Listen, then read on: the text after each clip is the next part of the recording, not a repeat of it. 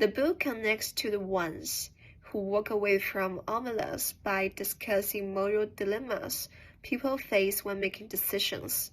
The people of Omelas were conflicted about staying or walking away. Making either decision was hard, and those who chose to walk away may not have walked away because they did not care. They may have cared very much but still had to choose walk away for their good.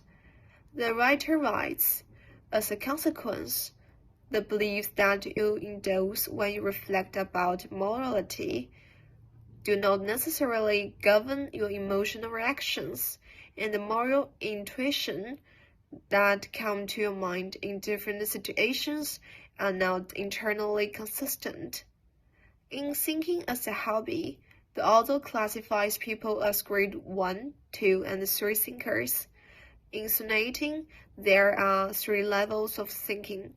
The book connects to thinking as a hobby by stating that there are 2 systems of the mind, System 1 and System 2.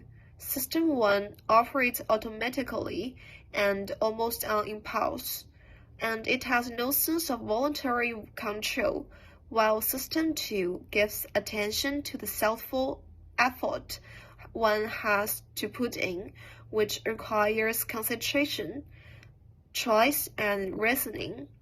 In Harrison Bergeron, the author criticized the extreme consequences of force equality and the government exerting too much control over people.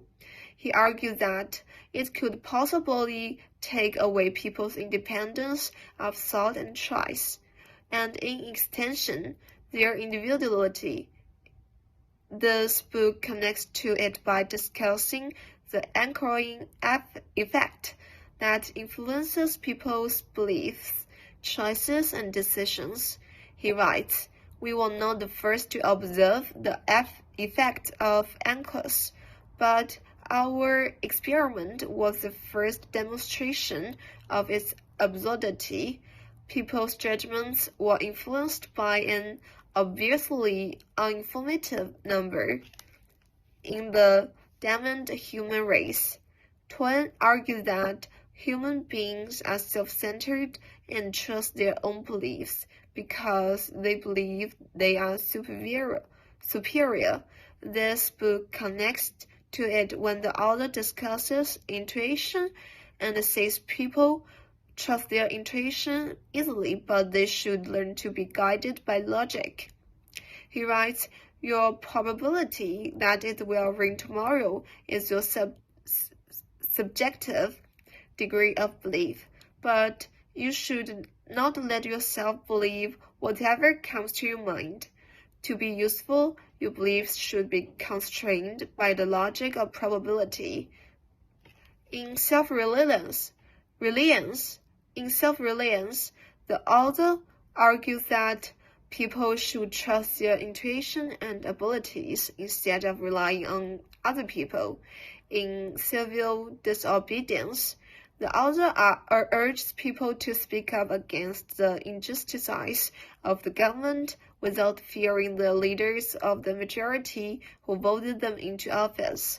In Allegory of the Cave, the author encourages people to be deliberate about working out of ignorance into enlightenment. He encourages people to make a personal decision to seek enlightenment despite what the majority of people around them believe. This book connects to the 3 because the author discourages people from groupthink as it suppresses their thoughts and intuition.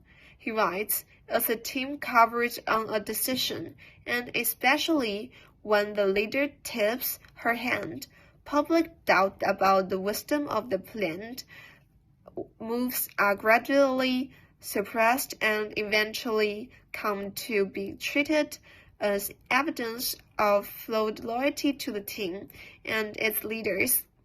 In the Whistleblower film, Snowden trusts his decision to become a whistleblower and is willing to sacrifice everything, including his relationship, to pursue his mission.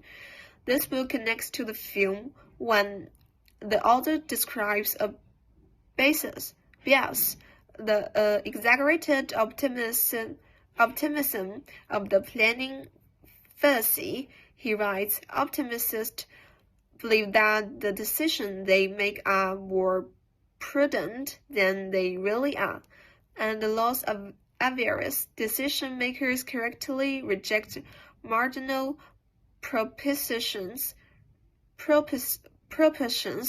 that they might otherwise accept. This puts Snowden under the category of optimists who believe their decisions are prudent, even though there may be consequences they have not considered.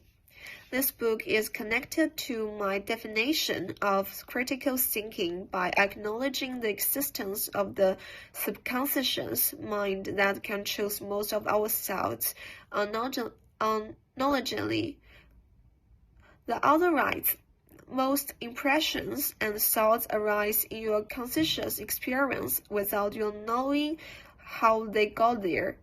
In my understanding, critical thinking begins with what one already believes. This is the basis of all critical thinking. One builds on what already existed by applying System 2, which is deliberate thought. One thing I like about the book is its vivid explanation of concepts, like System 1 and System 2. The way the author connects the two and explains how one can use both of them to achieve optimal thinking and functioning was fascinating to me. First, because I had never thought they existed, and two, because I'm now excited to know when I'm using System 1 and when I'm using System 2 to think or reason. What I did not like about the book is the constant use of psychological terms and concepts. Even though I find psychological interesting, the amount of psychological terms and was a little bit overwhelming to me. I had to search some terms on Google to understand them better. I would definitely recommend the book to anyone who would read it. It is very informative and enlightening. Furthermore, it is a long book with so much to learn from. Therefore, I believe it has something for everyone. It applies to every sphere of life and all ages of life.